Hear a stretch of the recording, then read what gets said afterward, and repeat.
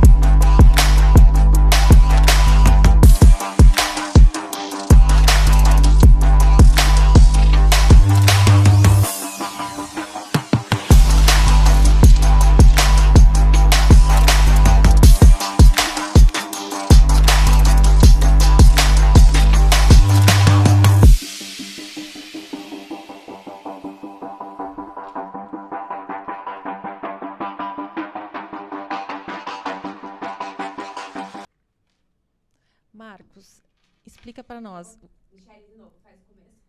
Marcos, explica para nós como é que foi essa expedição. Não, na verdade, não foi uma expedição ainda, né? Foi só um reconhecimento diário. O que vocês foram fazer lá? Então, a gente teve uma reunião em 7 de novembro, na Marinha, em Brasília, onde nós apresentamos o projeto, né, o pré-projeto da expedição arqueológica, ali para o almirante Ricardo Jacques.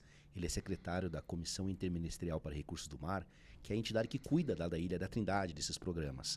E nós somente apresentamos o projeto, mas sem a intenção de pisar na ilha. Eu não imaginava que eu pisaria na ilha tão cedo. E o almirante gostou tanto do projeto, que falou: Marcos, quero convidar vocês do Instituto Histórico para visitarem a ilha, para colherem material de fotos, imagens para o projeto de vocês. E nós fomos realmente mês passado, agora no começo de dezembro, embarcamos ali no Rio de Janeiro, na base naval das Ilhas das Cobras, 3 dias de barco em um navio de guerra da Marinha para chegar na Ilha da Trindade, que está distante 1.200 quilômetros da costa do Brasil, é o ponto mais a leste do território brasileiro, é uma base da Marinha hoje lá, e também tem uma estação de pesquisas, né, científicas, e nós desembarcamos lá no dia 7 de dezembro e ficamos por 2 dias na ilha coletando material. Levei câmeras, levei drones, pude ver em loco, né, os locais do tesouro, onde tem realmente os documentos indicam que está o tesouro. Mas foi uma experiência assim inacreditável poder estar no lugar que eu pesquiso já há 19, há 20 anos agora e ver mesmo ali a energia, conhecer lá os perigos da ilha. Porque até então você só tinha visto mapas. Sim. Né? Alguma coisa de Google, assim, mas nada ali, em loco, né? Não, só era imagens, negócio, falou fotos por satélite. Eu andava, digamos, virtualmente na ilha, né? Na minha cabeça, imaginando. Mas agora você tá lá, percorrendo, fiz as trilhas, né? Tanto para os 2 locais do depósito, na Baía do Príncipe e até a Praia do M ali.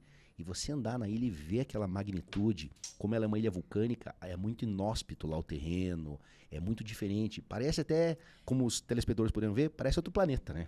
Exatamente. Eu ia te perguntar se tem algum vulcão ali, alguma coisa, porque é bem diferente mesmo o cenário. O cenário, sim, ela é a ponta de uma cordilheira vulcânica. Uhum. Até ali aconteceu a última erupção vulcânica do Brasil, foi ali. Existe até metade de um cone vulcânico ainda no lado sul da ilha. Então ela é essa coisa, essa propulsão de magma, de lava, né? Que foi jorrado, que formou aqueles morros. Então, assim, realmente é um visual de outro planeta. Até eu brincava, assim, quando a gente estava chegando na ilha, parecia aqueles filmes, né? Chegando na Ilha da Caveira, lá no Kong. Né? E daí você andando na ilha, parecia também aquela coisa muito Jurassic Park. Parecia que ia sair um dinossauro ali do lado, um tiranossauro, porque é muito diferente. É muito diferente. Mas olha, a gente vai ter que voltar no passado e contar um pouquinho dessa história do Zumiro. Eu queria entender primeiro como é que você chegou nessa história, né? Você inicialmente pesquisava os túneis da cidade. Você é conhecido por pesquisar os túneis da cidade, o que ligava a quê, né? E aí, de repente, você esbarra na história de um pirata, do pirata Zumiro. Como é que foi isso? Então, eu comecei a pesquisar no ano de 2004, até quando eu cursava ainda também, eu cursei 3 anos de jornalismo e eu me apaixonei pela parte de jornalismo investigativo. E eu fiquei atrás dessa história dos túneis subterrâneos, que era uma lenda urbana da cidade de Curitiba, que tinham túneis ali no centro histórico da cidade.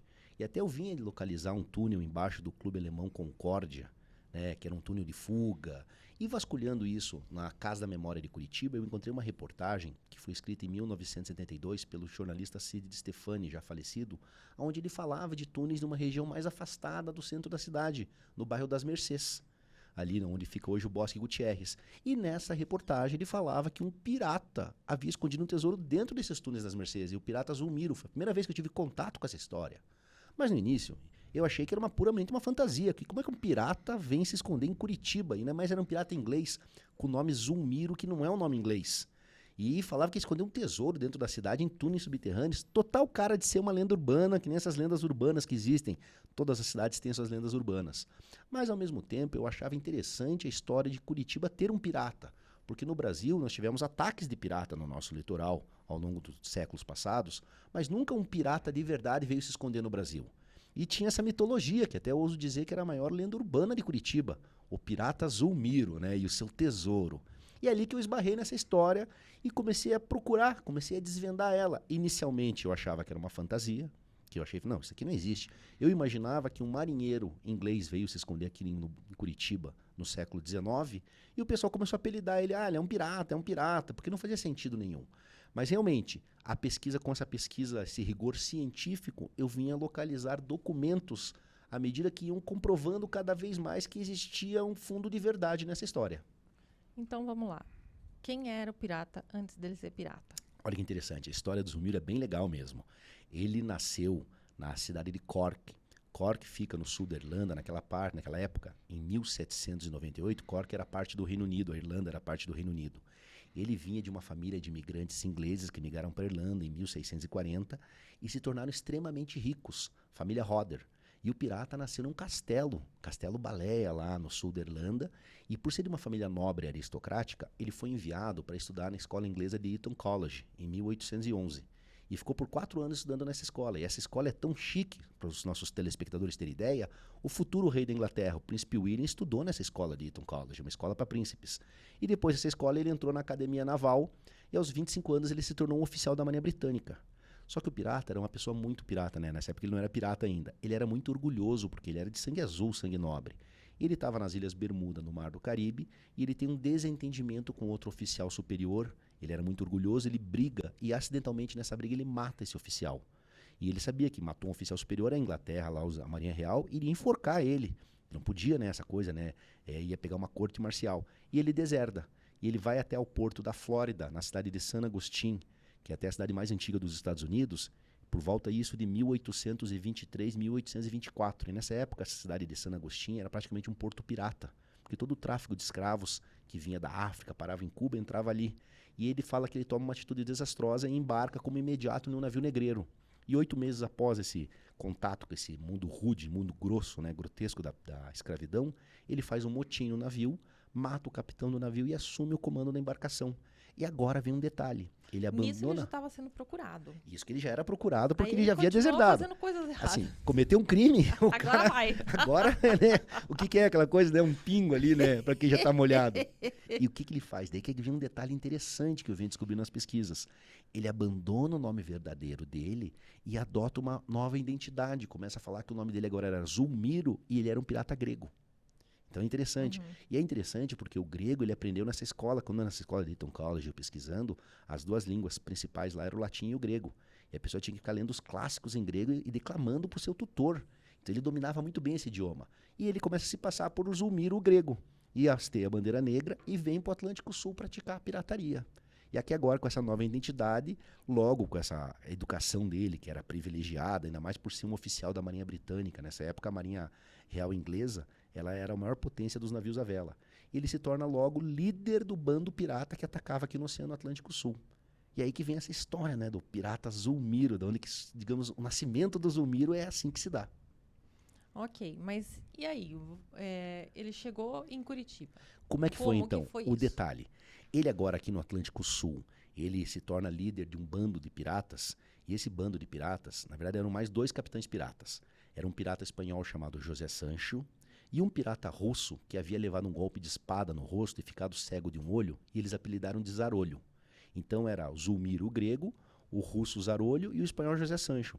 E esses 3 piratas usam uma ilha no meio do Oceano Atlântico, a Ilha da Trindade, essa ilha vulcânica, para ser o depósito dos roubos deles, o banco pirata deles. Que é essa que você foi Que é essa que eu fui fazer visitar. a visita e vai rolar uma expedição. Uma expedição, em busca desse tesouro, desse bando pirata, que o Zulmiro é o líder do bando. Eles fizeram uma mapinha, né? Sim, até interessante que eles escreveram, né, eles fizeram um mapa desse roteiro do tesouro, desse tesouro escondido, só que um detalhe lá na Ilha da Trindade. Existem 2 locais com o tesouro. Um na baía sudoeste da ilha, que eles botavam as obras de arte em ouro maciço, barras de prata, e o pirata José Sancho e o Zulmiro enganaram o pirata Zarolho. Era pirata passando a perna em pirata. Eles escolheram um outro depósito no interior da ilha, quando eles botavam as maiores riquezas, os barris com as moedas de ouro, as barras de ouro, as joias quebradas, as pedras preciosas. E Deus Zulmiro fala que o José Sancho, até interessante, ó, esse é o mapa que o pirata Zarolho, o russo, entregou na Índia em 1850. Antes de falecer, ele entregou para um capitão de um navio mercante inglês. E olha um detalhe, bem ali embaixo, na Baía Sudoeste, SW Bay, tem a palavra treasure, ali que é tesouro, ali que teve o desmoronamento, até ocorreu um desmoronamento ali em cima desse local. E um detalhe interessante desse mapa, que o pirata russo, quando ele entregou esse mapa, ele falou que na Ilha da Trindade estava esse tesouro. E o Zulmiro, depois, posteriormente em Curitiba, comenta dos 3 piratas, do Zulmiro, Zarolho e José Sancho. E olha que legal, as iniciais no canto direito superior do mapa ali, Trindade, ZZJS, Zulmiro, Zarolho e José Sancho. Até essa história ela é tão incrível, que ela é o único caso no mundo onde 2 piratas em pontos diferentes do globo, em épocas distintas, apontam para o mesmo local, mesma ilha, e descrevem o mesmo tesouro, porque cada pirata achava que estava morto. Porque o que aconteceu? O Zulmiro, ele conta bem assim: o José Sancho, a Maria Espanhola, fundou o navio dele e todo mundo morreu. E ele achava que o pirata russo Zarolho, ele falava que foi capturado pelos espanhóis, levado para Havana, para Cuba, e todo mundo foi enforcado. Mas, na verdade, nessa captura dos espanhóis, o Zarolho conseguiu fugir e o bando dele foi enforcado em Havana. E o Zarolho foi fugir e, 20 anos depois, em 1850, na Índia, o Zarolho, antes de morrer, entregou aquele mapa do tesouro que nós vimos agora, para um capitão de um navio mercante inglês. E até os ingleses, de posse desse mapa, eles realizam 3 expedições para a Ilha da Trindade, ali na Baía Sudoeste. Mas a Ilha da Trindade, por ser uma ilha vulcânica, ocorreu um desmoronamento e desmoronou um morro em cima, lá na ravina, em cima do local, eles não conseguiram encontrar. Mas daí, voltando para o Zulmiro agora, a história. Daí o Zulmiro fala bem assim, que os outros 2 piratas ele achava que haviam sido capturados e mortos, ele não sabia dessa história do Zarolho que conseguiu fugir, e o Zulmiro fala que 19 dias após ele ter feito o último depósito na Ilha da Trindade, ele foi capturado por um navio de guerra inglês. E estava lá embaixo, lá no porão, e os ingleses, né, sumariamente enforcavam os piratas, não tinha nem julgamento, né, até geralmente eles enforcavam no mastro do navio. E daí o Zulmiro lá embaixo, lá no porão, ele começa a falar: ó, eu não sou grego, eu sou inglês. E até a tripulação dele ficou surpresa. Mas como que o nosso capitão não é grego? E daí chegou aos ouvidos do comandante do navio, que era o Henry Cap. Falou: ó, o grego lá que vocês capturaram não é grego, é inglês. E o capitão, né, parece um roteiro de filme, né? E o capitão desce lá no porão lá, e aquelas coincidências. O Henry Capel foi colega do pirata Zulmiro no tempo da Academia Naval, e ele era amigo da família do pirata. E quando ele viu o Zulmiro e viu quem era, até no começo ele ficou transtornado e falou, cara, você vai morrer enforcado. Mas ele se arregou ali, né? Ali, claro, que ele Nossa. conheceu. Daí o que acontece? No dia seguinte ele chama o Zulmiro pra cabine dele, me deixa sozinho aqui com o pirata, e ele fala, ó, me revolta, conhecer você, conhecer tua família e ver o que você virou. Todo o teu bando vai ser enforcado, mas você não. O que eu vou fazer? Eu vou manobrar aqui no sul do Brasil, amanhã ao raiar do dia nós saltamos em terra lá com um barquinho e com mais uns soldados, e você vai parar comigo com a desculpa que você vai me mostrar teu depósito de tesouros. E daí eu vou te dar meia hora para você se embrenhar pro meio do mato e você vai jurar para mim que vai subir pro interior do Brasil, pro sertão do Brasil, vai largar a vida de pirata, nunca mais vou voltar pro oceano. E eu vou comunicar meus soldados, meia hora depois, vão em busca do pirata fugitivo. E nesse comandante falou, eu vou chegar no navio revoltado, simulando, o pirata me enganou. E assim eles fazem. E eles soltam o Zulmiro aqui na Barra de Superagui, no litoral norte. E o Zulmiro fala que 9 dias depois, eles vêm subindo a serra e ele vem chegar em Curitiba. Isso no final de 1828 e início de 1829. Deixa eu te perguntar uma coisa. Essa imagem que tá na tela aqui, ela... Quem são essas Olha que figuras interessante. estão aqui? Essa aqui é um desenho de 1824 de um jornal norte-americano que traz essa história clássica dos piratas, né? Parando, eles escondendo um tesouro com o mapa do tesouro. Porque essa história, digamos assim, ela está arraigada no coração das pessoas. Essa coisa que envolve pirata, tesouro, o escondido mapa do tesouro. E o interessante que a história do Zulmiro é a história mãe que derivou para tudo isso. Toda essa nossa inconsciente coletivo, quando a pessoa procura um tesouro escondido numa ilha deserta com o mapa do tesouro, essa história do tesouro da Ilha da Trindade, do pirata Zulmiro, é a história mãe, é a história que derivou todos esses outros grandes romances, grandes histórias mundiais sobre piratas e tesouros. E quando a gente pensa em pirata, a gente pensa naquele tampão, né? O O tapa-olho. tampão do zarolho. Sim, do zarolho. Até interessante essa coisa do tapa-olho. Eles falam muito assim que de vez em quando existem algumas teorias. Até uma teoria que eles falam é que a pessoa usava o tapa-olho para ficar com o olho na escuridão, para quando ele descesse lá embaixo, ele tivesse com o olho acostumado. Mas isso realmente é uma ficção. O que acontecia muito? Existiam muitos combates navais nos navios, de canhão, e como o navio é madeira, voava muita farpa. E era clássico voar uma farpa e vazar o olho. Isso era normal. Então tem essa parte do pirata que eles retratam com tapa-olho e tudo mais. Mas o zarolho, que nem você comentou agora, ele havia levado um golpe de espada no rosto, imagine, né? Um sabre ali que deixou. E até é interessante, assim, que um dos grandes romances clássicos da nossa literatura, que é o livro A Ilha do Tesouro, escrito pelo escocês Robert Louis Stevenson, em 1883, a primeira página dele é um pirata com uma cicatriz no rosto que entrega o mapa do tesouro, que na verdade é inspirado na história do pirata Zarolho do bando do Zulmiro. Então, seja uma das grandes referências, né, que ocorrem agora, assim, nesse mundo da pirataria e tudo mais. E quem mais que a gente tem de referência na literatura que remete A essa história. a essa história Olha do só que Zulmiro? legal. É a história do Conde do Monte Cristo, do Alexandre Dumas, que é um clássico, né? Que traz essa fantasia da Ilha de Monte Cristo, a Ilha do Tesouro. Ele foi escrito em 1844. E ele é baseado porque quando os piratas do bando do Zarolho foram capturados e levados para Havana, que o Zarolho fugiu, eles foram torturados e eles confessaram porque eles haviam, algum tempo antes, eles haviam roubado um galeão espanhol que vinha de Lima para Espanha, com um tesouro fabuloso, que era o tesouro da Catedral de Lima e o tesouro, grande parte, do Forte Real São Felipe. E esses piratas lá em Havana, antes de morrer, eles confessaram que o tesouro estava escondido numa ilha deserta no meio do oceano, mas não falaram qual ilha. E essa informação chegou lá no Peru e chegou bem nas mãos, nos ouvidos, do general José Martín, de São Martín, que foi quem libertou o Peru e quem permitiu que os espanhóis saíssem com esse tesouro no navio, no galeão espanhol. E o general José de São Martín, em 1828, foi se exilar na França, na casa de um banqueiro que era grande amigo do Alexandre Dumas, e ele ficou amigo do Alexandre Dumas. E, inclusive, até no romance O Conde do Monte Cristo, lá o Edmond Dantes, que é o marinheiro, ele é apaixonado pela Mercedes, lá, e a Mercedes era filha do general José de São Martín. Olha só. Então ele usou essa referência, esse plot para criar, claro que ele colocou a Ilha de Monte Cristo ali no Mediterrâneo, tudo mais, mas saiu essa coisa, né, essa grande referência. Então você tem duas das maiores referências de tesouros escondidos numa ilha deserta, o Conde do Monte Cristo e a Ilha do Tesouro. A história do tesouro da Ilha da Trindade e do Capitão Pirata Zulmiro é a história que derivou a todos esses contos, né, esses romances fantásticos. Tá. Eu tenho uma pergunta, tô assistindo de camarote aqui, mas eu tô curioso. Por favor. Né? Qual foi o grande roubo, o grande assalto que a turma do Zulmiro faz e enterra na Trindade? Foram vários? Teve algum maior deles?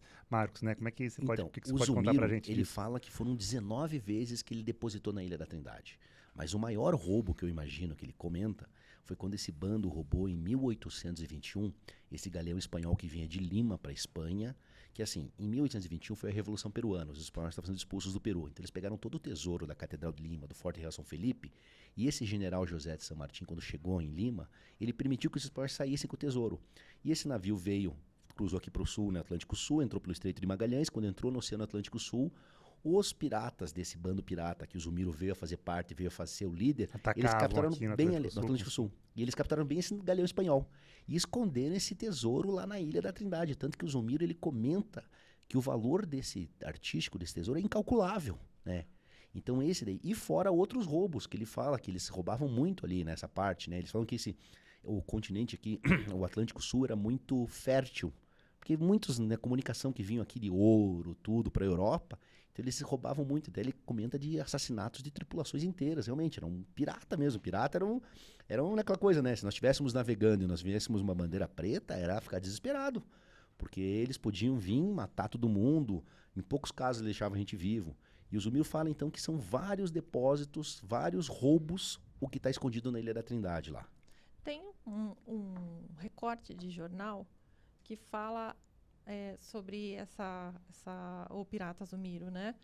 Que até você me passou, está na tela aqui, a Patrícia trouxe. Olha que legal. Isso aqui é de quando? Então, isso daí foi em 1912, foi feito no jornal A República, aqui de Curitiba, que quando eles começaram a fazer, no começo do século passado, as expedições brasileiras, as primeiras expedições para a Ilha da Trindade, eles fizeram 4 expedições no total. E quando eles descobriram que na última expedição existia um roteiro que o pirata Zumiro escreveu. E no final do roteiro, o pirata Zumiro assinou Curitiba. E até ele botou uma data, 10 de maio de 1880. E foi quando revelado a cidade que o pirata Zumiro morreu. E daí, quando saiu essa revelação, chegou em Curitiba, eles botaram até aqui, né? Você vê ali, uma revelação, o pirata habitou Curitiba e aqui escreveu as indicações do roteiro. Foi nessa época que o pessoal soube. Porque como é que essa história veio à tona? O pirata Zumiro, após chegar aqui em Curitiba, em 1828, 1829, até ele fez uma coisa interessante. Ele arrebatou uma jovem escrava, levou para a igreja e casou com ela para gerar um álibi. E nós localizamos até a certidão de casamento dele, em 4 de fevereiro de 1829, onde ele forja claramente, ele bota lá o nome João Francisco Inglês de Londres, pai João Francisco e mãe Maria Francisca. Ele forja o nome dos pais da escrava, ele casado com Rita Maria, pai Antônio Maria e mãe Ana Maria. Está forjando só para gerar um álibi. E passa-se esses 50 anos, a gente avança para o ano de 1879, um imigrante inglês chamado Edward Young, que migrou para Curitiba trabalhar em fazenda de erva mate, fica sabendo de um velho que morava escondido no meio do mato, um velho inglês. Ele fica curioso e vai conhecer esse velho inglês. Ele a gente encontra... tem até foto do Edward Young, tem. se a Patrícia achar aí, a gente pode colocar aqui. Sim, o Edward Young, né? Ele era, imagina, ele tinha 20 anos de idade, aí ó, a foto do Edward Young. Ele tinha 20 anos de idade, ele migrou com o irmão dele para Santos, o irmão ficou em Santos, ele veio para Curitiba trabalhar em fazenda de erva mate. Até tem uma história interessante, que ele trabalhando em fazenda de erva mate aqui nos arredores de Curitiba, e o transporte de erva mate era feito pela Estrada da Graciosa, que começava ali na frente do Shopping Miller e até os portos ali de Morretes, Paranaguá, Antonina. E bem na saída da Estrada da Graciosa, onde hoje é o bairro do Bacaxeri, ali onde é a rua Erasto Gettner, após o quartel do Sindacta, existia uma parada de tropeiros chamada Casa do Burro Brabo. E essa Casa do Burro Brabo até tinha esse nome porque era um local de confusão, assim. Até foi o primeiro bordel da cidade de Curitiba, né? Então era a baladinha nervosa ali.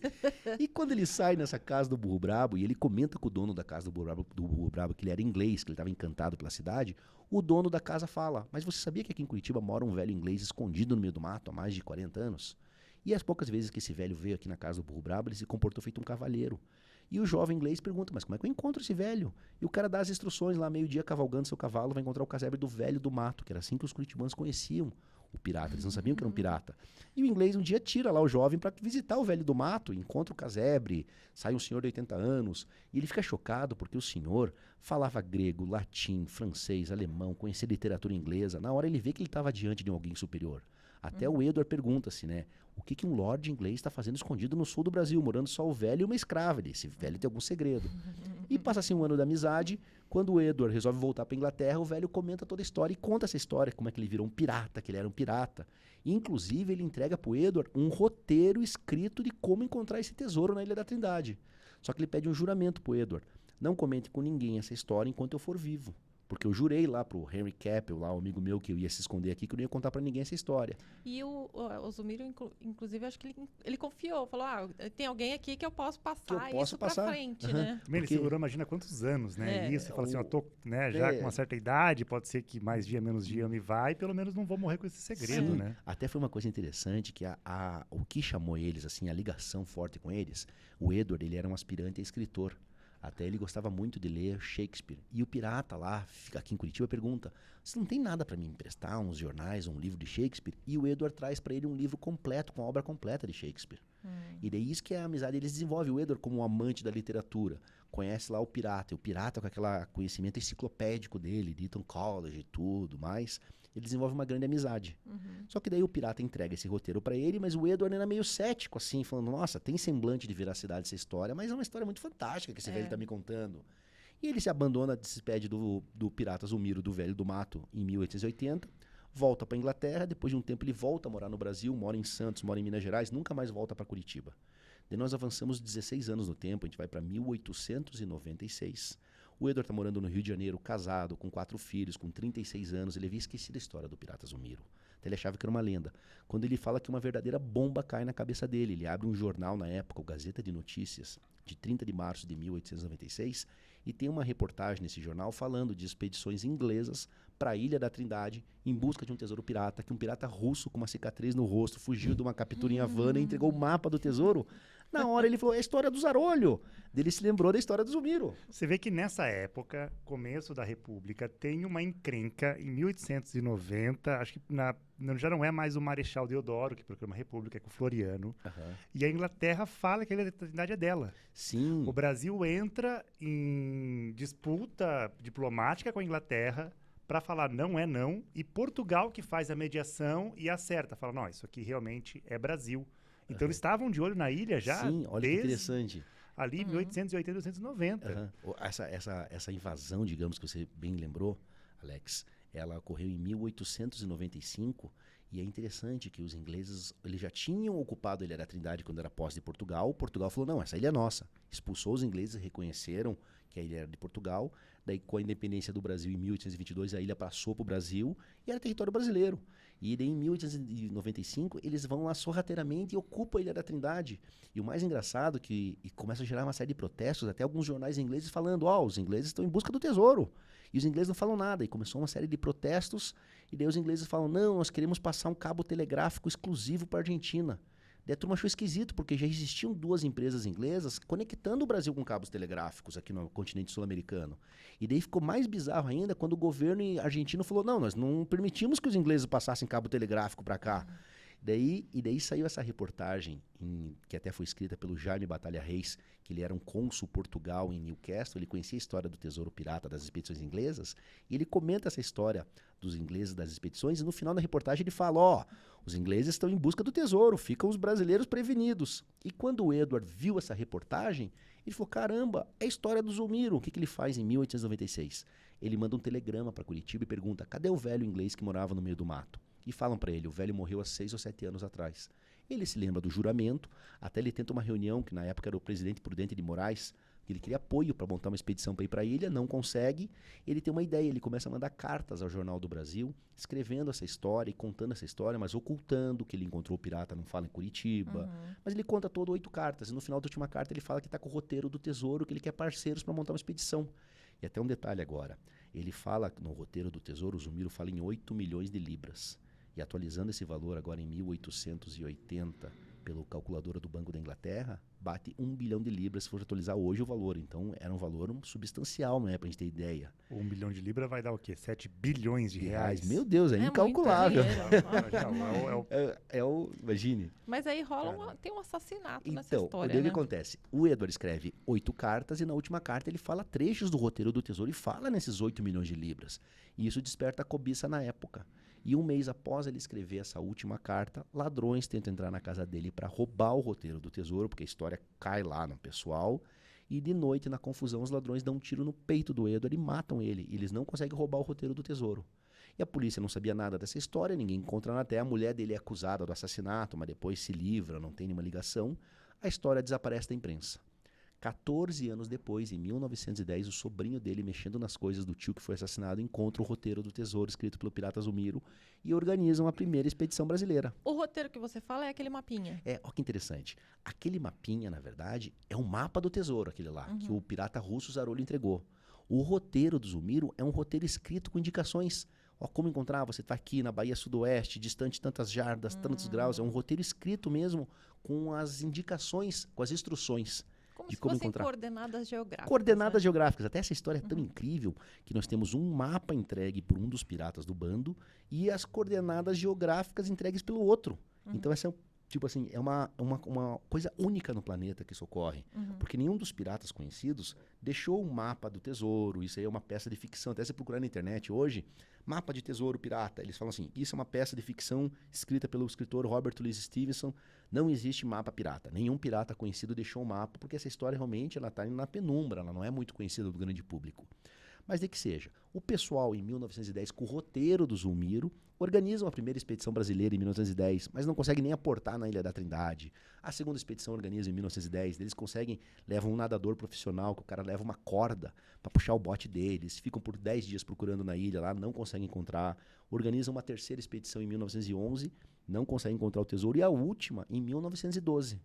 E nessa última expedição, o pessoal fica lá também por 12 dias na ilha, só que a Ilha da Trindade é uma ilha vulcânica e tem muitos desmoronamentos.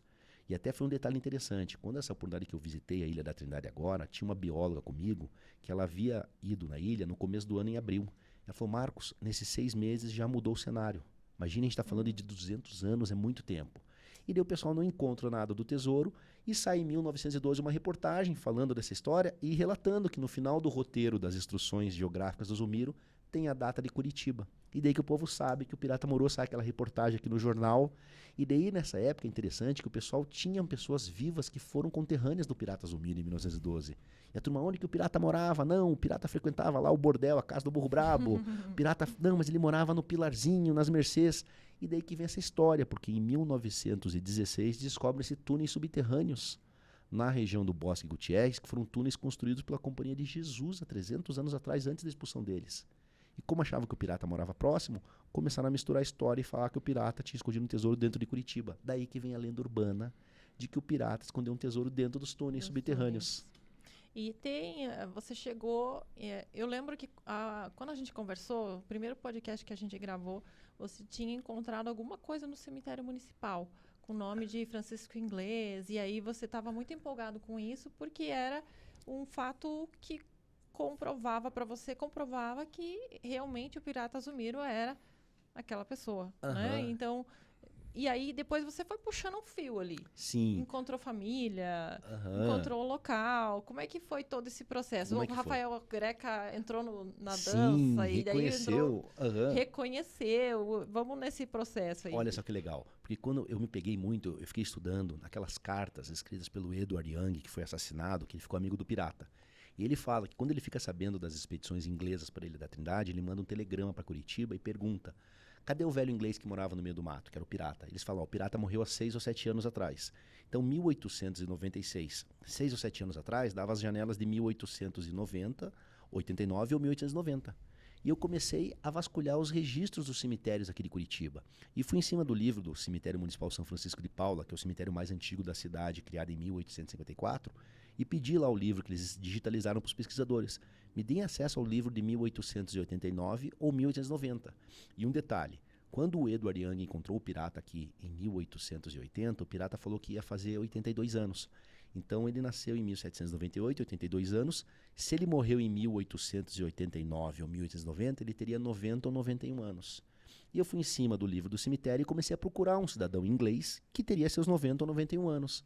E de forma incrível, na página 31 do livro, eu encontro João Francisco Inglês morto com 90 anos, o único inglês do cemitério. E o interessante, o Edward Young, quando ele mandou aquelas cartas para o Jornal do Brasil, ele não botou o nome verdadeiro.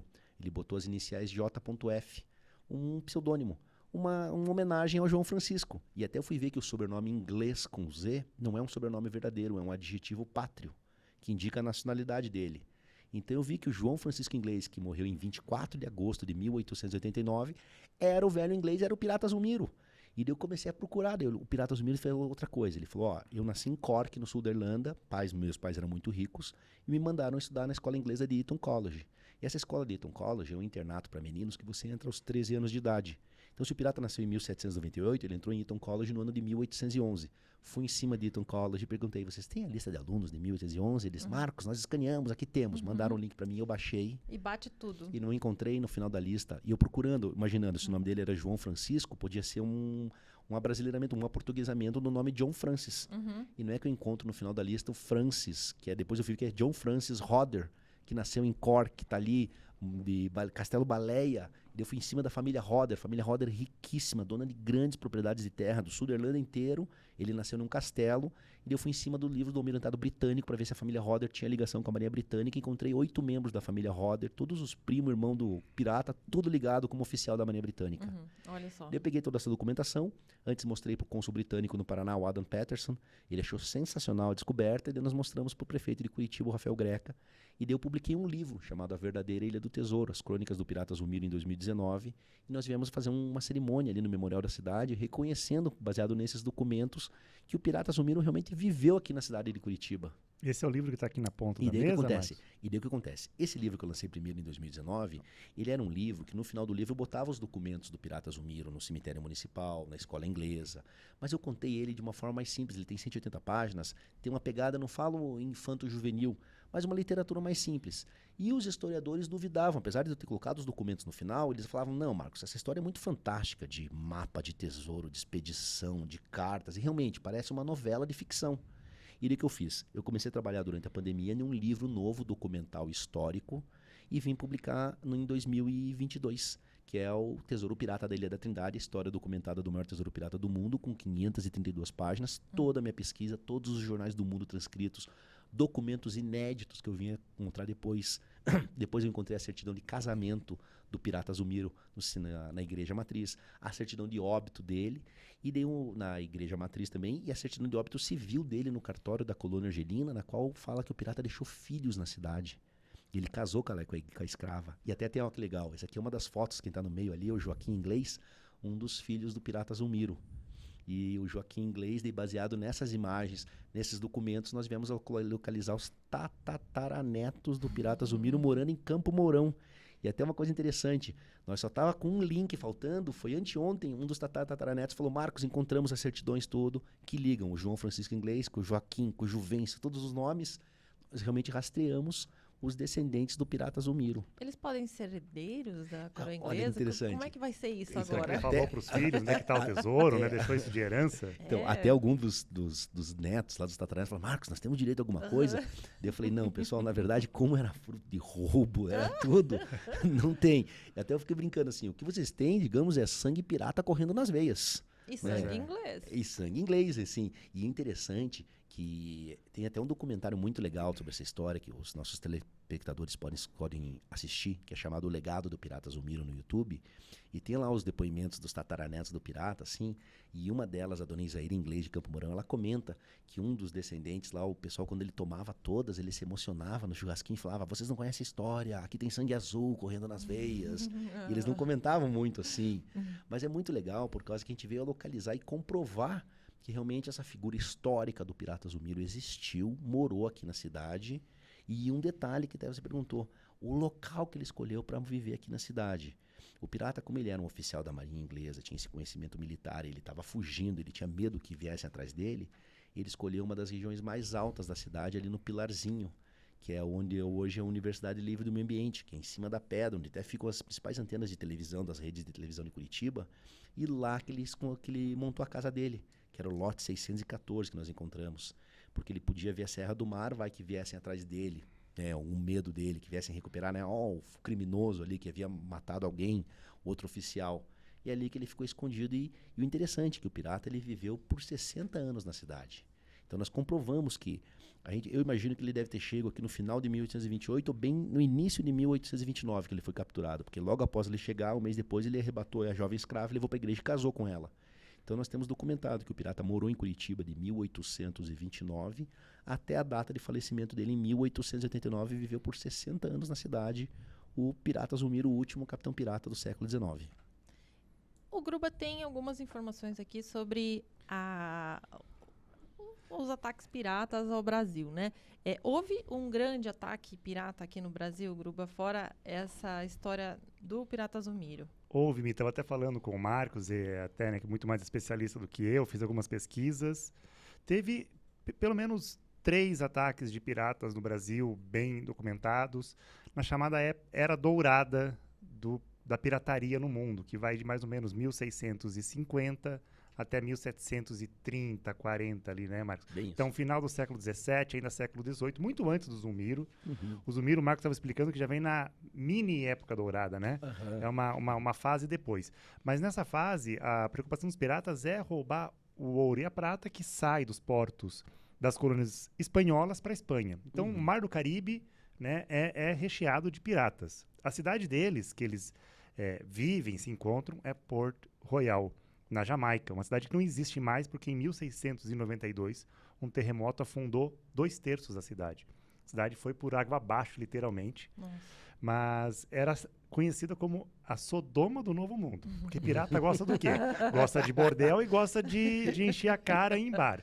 A cidade chegou a ter um bar para cada 10 habitantes. Nossa. Meu Deus. Então, os piratas, quando conseguiam fazer um grande assalto, roubar, né, ouro e prata dos navios, especialmente espanhóis, iam para lá comemorar, gastavam todo o dinheiro. Então, como é que se fala assim, que a história dos piratas, na verdade, são pessoas que morrem pobres, morrem cedo, né? Não morrem ricos, não. A fortuna toda que eles acabam Gastam roubando, tudo. gastam tudo, enfim. Então, são raros os casos de piratas que vivem muito, como o caso do pirata Zumiro, né? Ou piratas que enriquecem. Um caso muito famoso, um dos piratas mais famosos dessa época dourada, é o Henry Morgan, porque ele recebe uma autorização do governo da Jamaica para atacar a cidade do Panamá, uma cidade espanhola, para roubar lá ouro e prata, né, e tudo mais que tivesse de valioso na cidade do Panamá. E um escritor, eu não lembro agora o nome do escritor, faz um livro falando que o Henry Morgan é um pirata que vai lá atacar, que é um bandido, que é um ladrão, né? Então tem também essa questão de ser um contraventor, né, um fora da lei e tal. E o Henry Morgan fala assim, eu não sou contraventor, não. Você pode me chamar de pirata, mas eu tinha autorização de um governo para ir lá saquear a cidade do Panamá. E o livro sobre história sobre piratas sempre vende muito.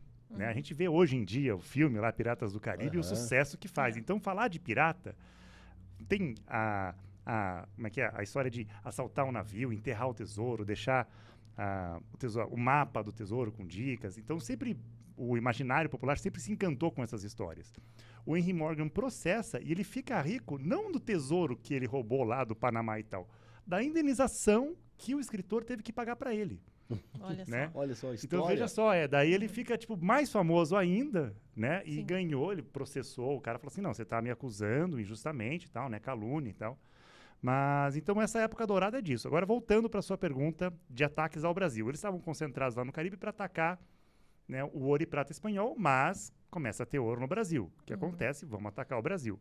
Tem pelo menos 3 grandes ataques. Em 1704, o John Kelch vem atacar a costa brasileira. Ele faz um grande assalto em Recife, Pernambuco. Estava até falando ali com o Marcos, né, sobre esse assalto. Mas quando ele volta para Massachusetts, em Marblehead, descobrem que ele é pirata, ele é enforcado. Né? Então, já está... até nessa época dourada, o que acontece também, fazer mais um adendozinho. Os governos que não conseguiam explorar as riquezas aqui da América contratam piratas, chamam daí de corsários, falam assim, você pode ir lá capturar o navio, porque eu considero isso uma nação inimiga, então você pode capturar, ele volta para a Inglaterra ou para a França, enfim, o governo que deu autorização para ele atacar o navio, e dividem os lucros, né?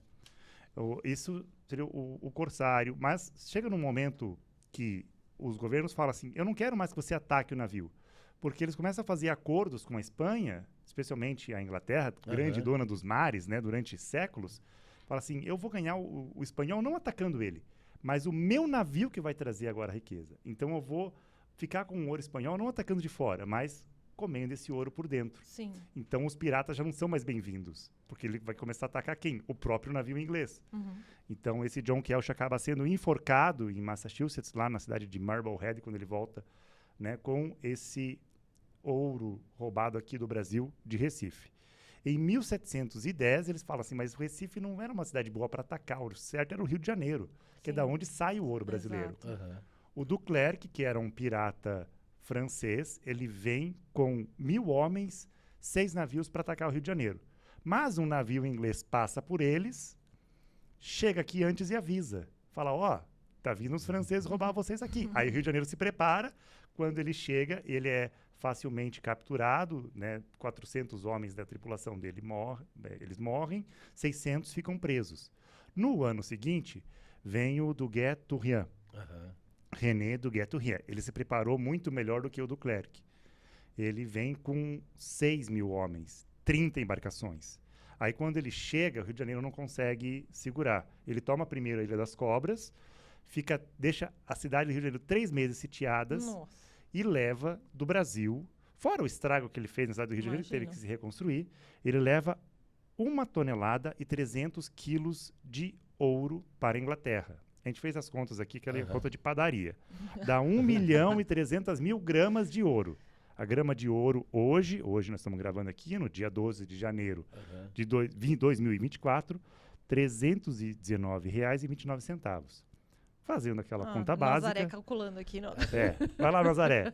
415 milhões e 77 mil reais. Nossa. Meio bilhão quase. Meio bilhão. Meio Uma bilhão. mega sena acumulada. Ele levou uma mega sena acumulada. Quer dizer, esses caras sabiam que a gente estava num período de extração de ouro, né? E aí eles vinham pra cá. E aí, Sim. Terreno fértil. E um roubava do outro, né? E Portugal levava da gente.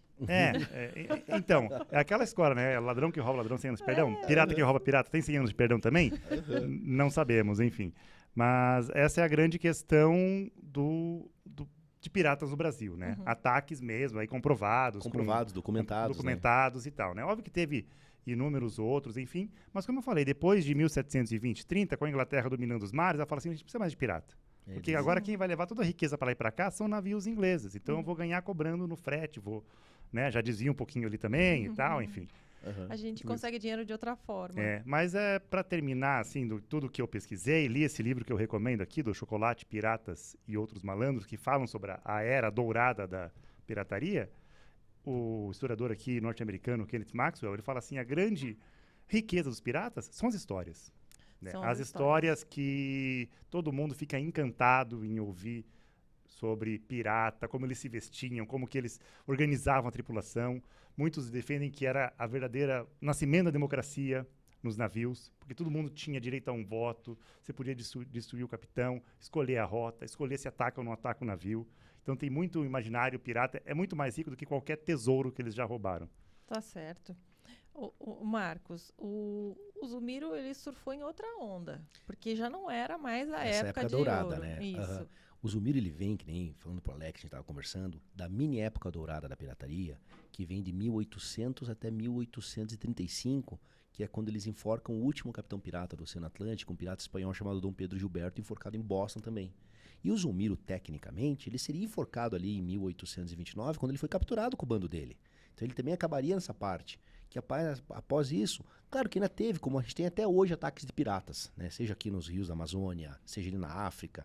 Mas essa parte, digamos, romântica da pirataria, impulsionada a navios à vela, com a bandeira preta, ela vem acabar nessa época, nessa segunda mini-era dourada, na qual o Zumiro faz parte. Que eles recolheram todo esse tesouro. Então, assim, o Zumiro ainda traz essa coisa romântica ainda. Da pirataria que a gente está tão acostumado, que até na verdade é um anti-herói, né? Porque tecnicamente o pirata era um bandido, né? Ele é um era anti-herói. apavorante, mas é um anti-herói porque ele tá nessa coisa romantizada, os pequenininhos.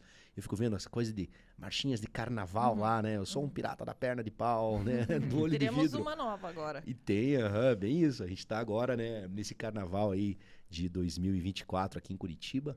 Vai ter uma das escolas de samba do grupo de acesso, o Internautas de Pinhais. Eles vão desfilar no domingo, vai ser o último desfile. E o samba enredo é o Pirata Zumiro e o Tesouro da Ilha da Trindade. Internautas de Pinhais falando sobre o Pirata Zumiro. Isso é sensacional. São heranças, né? Sim. Então vamos falar de algumas heranças do Pirata Zumiro. nós teríamos um bosque? Isso mesmo, olha que legal. A Prefeitura de Curitiba agora fez uma revitalização. Até as obras já começaram, tá nos tapumes ali na região do Bosque Gutierrez, que é onde existiam esses túneis subterrâneos, onde falava que o Pirata do Zumbi escondeu o tesouro. Que era a lenda, né? Era a lenda. E lá eles estão construindo, eu até ouvi o projeto ajudando o pessoal ali da SMMA a fazer o projeto, a grande arquiteta Lívia Falcão, o GE Brasil, eles construíram ali, estão fazendo um parque do pirata com brinquedos na temática pirata. Então vai ter um navio Olha, que pirata legal. para a criançada subir, vai ter um trepa-trepa que é do Kraken lá, do polvo, vai ter um réplica da Ilha da Trindade. E o legal é que dentro do bosque vai ter a Trilha do Tesouro.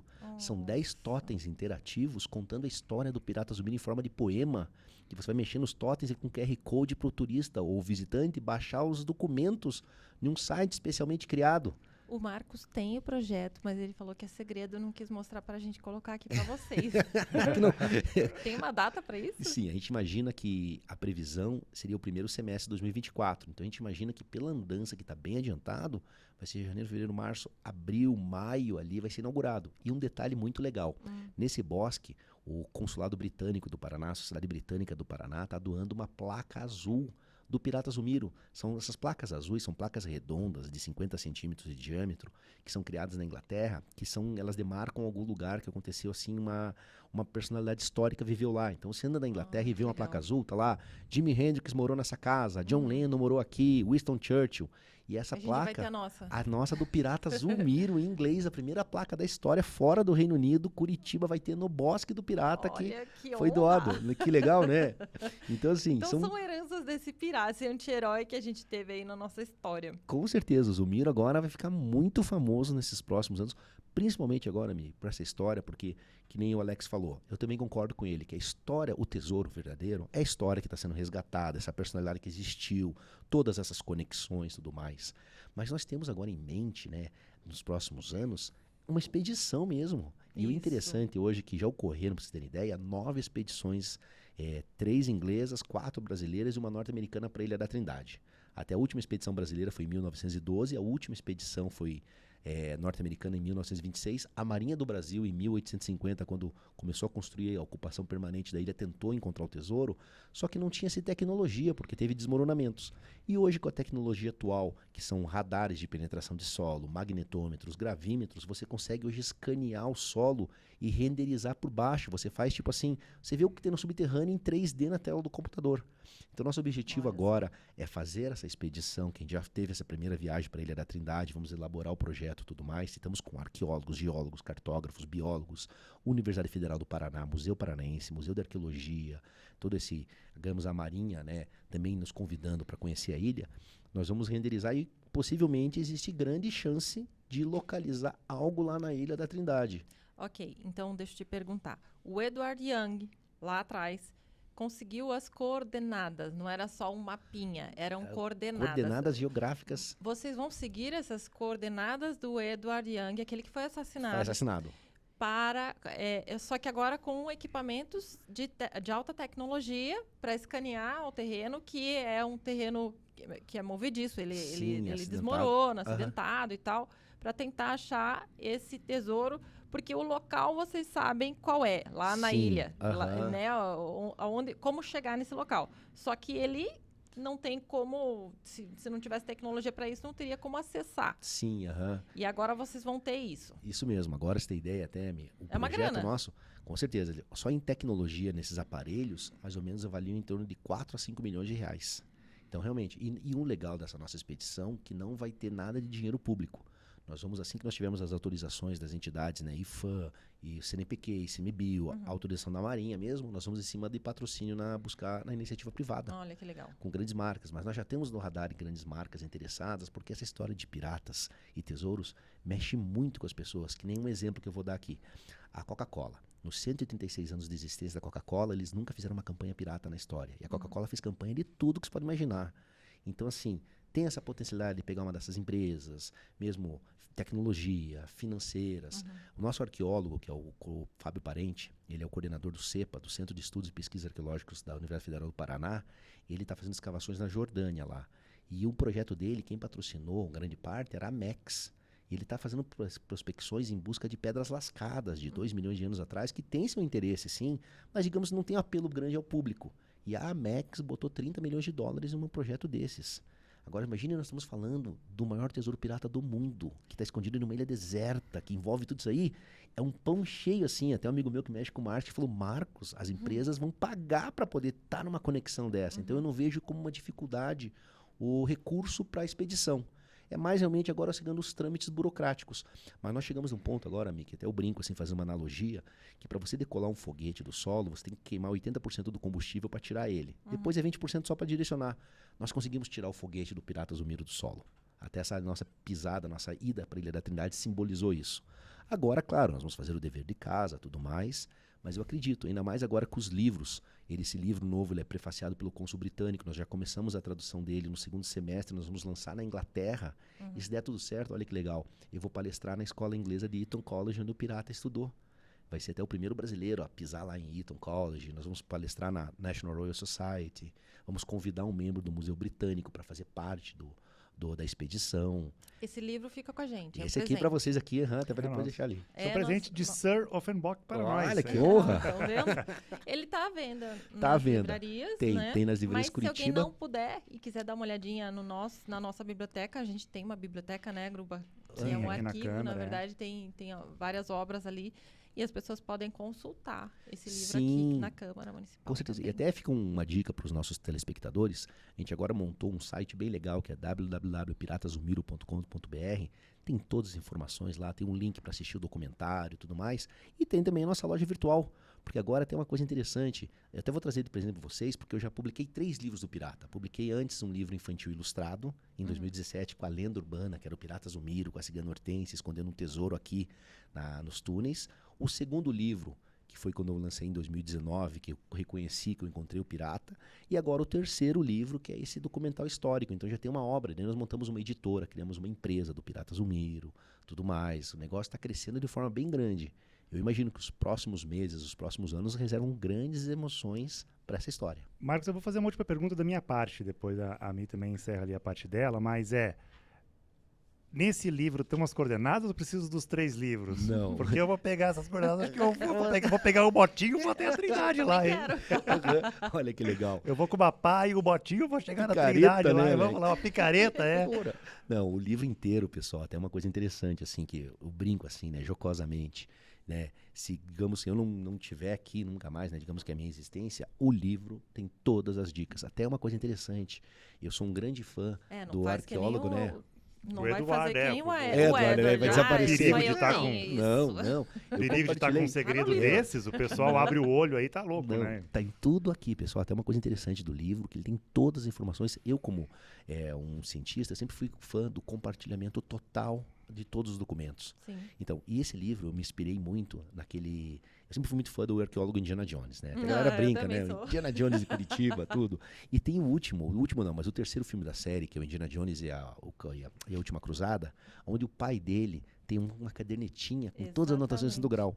É inspirado nesse livro, que eu inspirei muito, que esse livro tem todas as anotações, tem todos os jornais, tudo mais. Eu me Tô inspirei anotando tudo aqui, ó. Ali, né? Tá tudo aqui. Ali, todas as informações. Tudo que o Marcos falou tá anotado, o que o Zumiro teve, não teve. Tô indo lá no Pilarzinho, descobrindo que ele morava, se teve uma coisa enterrada lá. Moeda lá.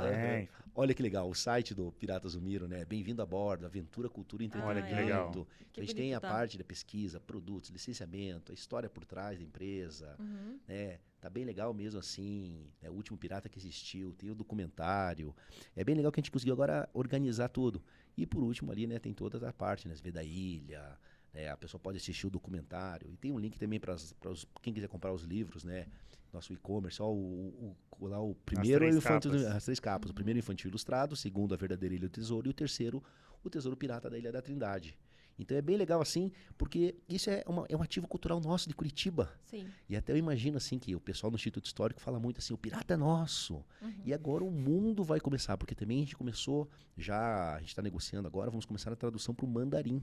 Vamos lançar todos os livros também lá na China, porque os chineses têm um apelo muito grande. Um amigo meu mora lá na China já há 15 anos. Ele falou, Marcos, o pessoal adora coisa de pirata e Brasil. Você juntou 2 tópicos que eles vão pegar fogo.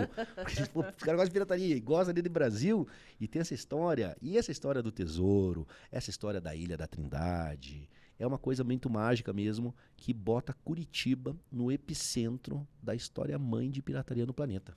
Não tem mar, mas tem pirata. É, né? É aquela coisa, né? Até Precisa ter interessante, mapa, né? é. Um pirata vem se esconder aqui. Até imagino assim que o Zumiro deve ter gostado, porque nosso clima aqui é muito semelhante. Ali é um clima Sim. inglês ali. E nós temos nosso chamate, É. que é o chá deles.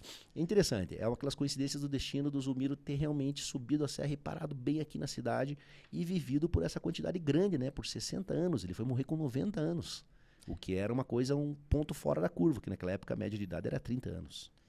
E é uma grande sacada também fazer um espaço que remeta a essa história, né? Sim. Porque então tem essa história rolando, né? Que você está mexendo aí no fundo do oceano para revirar Aham. e de repente tem um interesse internacional, né? Sim. No assunto. Até você falou que a Discovery poderia se interessar, a Netflix Sim, tem interesse em a fazer gente alguma tá no coisa radar assim. com eles. Aham. E aí isso toma uma proporção grande e é uma forma de trazer turismo para Curitiba, né? E para movimentar a nossa economia. Então, com certeza, vai trazer mais riquezas até do que o próprio tesouro do pirata, né? Isso mesmo. E um ponto legal para falar, assim, até um agradecimento muito grande, é o nosso presidente aqui da Câmara Municipal, o presidente Marcelo Faquinello, que nos ajudou também no trâmite do Bosque do Pirata. Olha Então só. teve essa parte. Nós tivemos uma reunião no passado aqui com o pessoal da diretoria do Instituto Histórico, junto com o presidente. Ele, inclusive, fez a carta de apoio também, que está no projeto aqui. Então nós temos esse agradecimento muito grande ao presidente Faquinello por ter dado esse apoio também. Igual você falou, Mi, a história do Pirata Zumiro, ela ficando famosa do jeito que está, para a proporção que envolve, eu acredito que o turismo vai ser fomentado de forma muito grande. Até eles já querem criar, existe um movimento de criar o Dia do Pirata Zumiro, que eles querem fazer, que nem nós temos a nossa Zumbi Walk, que é um clássico, vai ter o Dia do Pirata Zumiro, eles querem fazer um festival pirata no 3º domingo de agosto, como um festival ali no Largo da Ordem, com bandas piratas, Zumiro pessoal Walk. vestido. Zumiro Walk, né? Até diz que existe projeto, inclusive, de colocar, porque lá no cemitério municipal não tem mais a lápide dele, nada. Naquela época, quando a pessoa morria, passava-se alguns anos, eles tentavam entrar em contato com a família, não encontravam a família, tiravam os ossos, transladavam para o ossário. E agora tem um projeto de colocar uma estátua do Pirata Zumiro lá, simbolizando. Então vai ter essa Zumiro Walk, que o pessoal sai do Lar da Ordem, vai até o cemitério, faz um brinde pro pirata ali e tudo mais, volta e todo brinde. mundo, né? Um brinde, né? Cadê meu rum aqui, ó? Em vez do papagaio, eu vou ter uma capivara no ombro. Fazer Capivara, né? o nosso Olha, brinde ó. ao O nosso pirata brinde ao aqui, pirata. ó. Hein? O que vai ser feito para finalizar? Aham. Achou-se o tesouro. O que vai ser feito com isso? A gente divide, eu tenho uma parte disso, Sim. você. Como é que vai ser toda essa história? Então, por se tratar de uma escavação arqueológica que vai ser homologada no IFAM, tem que ter até, você quando faz uma escavação arqueológica, tem que ter, claro, os arqueólogos chefes, mas tem que ter as entidades de guarda da reserva técnica que são homologados pelo IFAM. E nós estamos atualmente com o Museu Paranaense e com o Museu de Arqueologia e Etnologia da Federal. E também eu acredito que uma parte vai para o Museu Naval no Rio de Janeiro, que até eles estão construindo um novo museu lá, o MUMA, que é o Museu Marítimo. Então todo o tesouro a ser encontrado vai ficar com essas instituições, na verdade. E se não achar nada, vai tocar aquela música que a gente tocou quando foi encontrar o túnel aqui, não achamos, né? Todo mundo com a cabeça Aquela, né, cabeça baixa. voltando, assim, Mas, ó, já chorando. um bosque, um evento cultural, turismo, ganhamos milhares de tesouros. bastante Obrigado, coisa. Zumiro. Aham, Obrigado, Obrigada, Marcos. Zumiro. Obrigado, Zumiro. Sim, Né? já tá o tesouro dele, né? Pois é. E assim, mas eu acredito que quando até comentando assim, né, com os telespectadores, quando nós chegamos na Ilha da Trindade lá, a ilha é mágica por si só. Mas quando eu tava filmando, tem lá uma pequena chuva que é o Pirajá, que é uma chuva que vem do meio do oceano e molha tudo assim. E ela parava bem na frente dos lugares do depósito. E porque tava sol, saía um arco-íris na frente. Até os marujos que estavam lá com a gente falavam: olha, Marcos, que sinal é esse? Daí eu falei: olha, é o Zumiro mostrando. Tava ter o duende junto ali. Ali, né? Alguma coisa assim. Mas que eles brincam muito assim. Que todas essas expedições que foram feitas, claro que assim também, e não existe fanatismo, são 3 cenários. Ou encontramos o tesouro, ou encontramos resquícios do tesouro, ou não encontramos o tesouro. Mas, queira ou não queira, essa nossa é a melhor tentativa de todas, porque nós conseguimos escanear a ilha. E teve um detalhe interessante que aconteceu, foi há 2 anos atrás, eu recebi um contato de um sargento da Marinha que falou que, lá pela volta dos anos 2000, eles foram para a Ilha da Trindade, lá na estação, e levaram um detector de metais e encontraram no meio da ilha peças de ouro. E até ele falou que se cavasse mais fundo encontrava mais coisa. Daí até eu falo, isso é mais um sinal de que tem algo na ilha. Mas com certeza, que nem o Alex falou, eu também acredito, defendo muito essa história. A história é o verdadeiro tesouro. Esse resgate histórico. Se nós encontrarmos o tesouro, vai ser uma cereja do bolo, vai ser incrível, porque até hoje o único tesouro pirata encontrado no mundo é uma barra de prata que se atribui ao Capitão Kidd encontrado em Madagascar, que não é certeza. Já encontraram outros naufrágios, lá o São Carlos, lá a São Juan de Atocha, que está lá nos Estados Unidos. Mas tesouro pirata mesmo? Não existe tesouro pirata. Então, se nós formos para ele e encontrarmos um dobrão de ouro, alguma coisa, é o tesouro pirata mundial. Pronto, achamos e pronto. Já tá ali. Vai dizer que não é? É e pronto. Muito legal. Bom, vamos fechar. Gruba, suas considerações finais. Minhas considerações finais é agradecer ao Zulmiro, agradecer ao Marcos por toda essa história maravilhosa estar participando aqui. Muito legal saber, né, como eu falei o tempo todo aqui no programa, Curitiba não tem mar, mas tem pirata. Foi muito gostoso pesquisar sobre isso também, saber um pouco da história da Era Dourada, enfim. Marcos, venha mais vezes e quando descobrir o tesouro, traz aqui pra gente mostrar aqui toda o ouro, a prata que tiver lá na Ilha da Trindade. Com Marcos, certeza. Olha que fechando. legal. Fico agradecido, me agradecido, Gruba. Agradecido toda a equipe de poder estar aqui, poder compartilhar, ainda mais, né, em primeira mão, esses novos achados, né, essas novas revelações. E podem apostar que eu acredito de coração que, pelo andar da pesquisa, pelos documentos, por tudo que foi descoberto até hoje, tem mais coisa escondida na ilha, tem mais coisa por vir ainda. Isso aí. E aí a gente, para fechar, eu quero fechar também falando que a Câmara tem uma tradição, a nossa comunicação tem uma tradição de falar de história da cidade. Porque a Câmara é a grande detentora de muitos documentos da cidade. Foi a primeira administradora disso tudo aqui, antes de existir prefeitura, antes de existir qualquer coisa, tinha lá a igrejinha e a Câmara, tá? E a Câmara em cima e a cadeia embaixo. Eram os vereadores que mandavam prender e tudo acontecia com as ordens da Câmara Municipal. E depois, com outras formas de governo no Brasil, a Câmara foi mudando suas atividades e estamos aqui como legislativo hoje. Mas funcionamos fazendo quase tudo, né? Um bombril, fazia 1001 utilidades, era a Câmara. O que pouca gente sabe. Então a gente gosta de entrar nesses assuntos históricos, o Curitibou traz isso também, né? O nosso podcast, ou falar de atualidades, e o Piratas do Miro é uma história, mas é uma atualidade, para nós vai se tornar cada vez mais presente pelo parque, pelas descobertas novas. Mas, inclusive, nós temos aqui o site, a Patrícia colocou na tela, o site tem uma seção chamada Nossa Memória, que fala das histórias de Curitiba. Tem muitas histórias interessantes, a primeira vereadora, muitas situações que a gente viveu em Curitiba, que os nossos antepassados viveram. A gente tem histórias de mistérios, até você ajudou a gente nas Pedras Voadoras, uma história de poltergeist, bem maluca, né? Que o povo jura de pé junto, polícia jura que viu e tal, enfim. São histórias incríveis que a gente sempre conta no nosso site e tem também nas redes sociais alguns vídeos especiais no TikTok, no Instagram, no YouTube. Então, se você quiser saber mais sobre essas histórias, além da história do Piratas do Miro, dá uma olhadinha lá no nosso site e nas redes sociais também. Bom, se você gostou desse episódio, já ativa o sininho para não perder mais nenhum outro, tá? Você escutou o podcast Curitibou, um programa da CMC Podcasts, cuja equipe técnica tem a Patrícia Tressoldi na diretoria de comunicação social e a produção audiovisual é do Alex Gruba. Comigo, Michelle Estival, na condução das entrevistas. É isso, muito obrigada pela audiência.